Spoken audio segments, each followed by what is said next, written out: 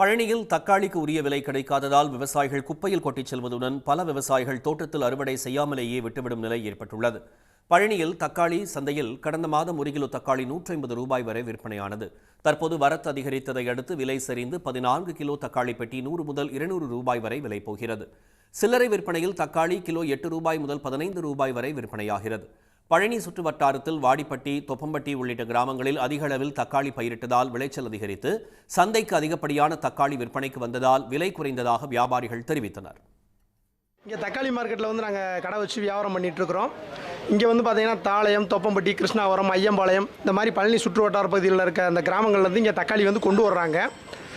போன மாதம் பார்த்தீங்கன்னா தக்காளியோட விலை பார்த்தீங்கன்னா பெட்டி விலை 800 ரூபாலேருந்து 1000 ரூபா வரைக்கும் போச்சுங்க. அதாவது கிலோ 80லேருந்து 100 வரைக்கும் போச்சுங்க. இப்போ இந்த மாதம் பார்த்தீங்கன்னா அந்த கடந்த 2 வாரமாக பார்த்தீங்கன்னா கிலோ 8 ரூபாலேருந்து 13 ரூபா வரைக்கும் போகுது. விவசாயிகளுக்கு இந்த விலை கட்டுப்படி ஆகாது.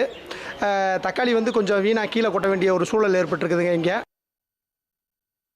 இதனிடையே பல விவசாயிகள் சந்தைக்கு கொண்டு வந்த தக்காளி விலை போகாததால் அவற்றை குப்பையில் கொட்டிவிட்டு சென்றார்கள். அந்த தக்காளிகளை மாடுகள் சாப்பிடக்கூடிய நிலை ஏற்பட்டுள்ளது. பலர் தக்காளியை அறுவடை செய்யாமல் செடியிலேயே விட்டுவிடுகின்றனர். சன் நியூஸ் வாட்ஸ்அப் சேனலை ஃபாலோ செய்யுங்கள். QR கோடை ஸ்கேன் செய்து சன் நியூஸோடு இணைந்திருங்கள்.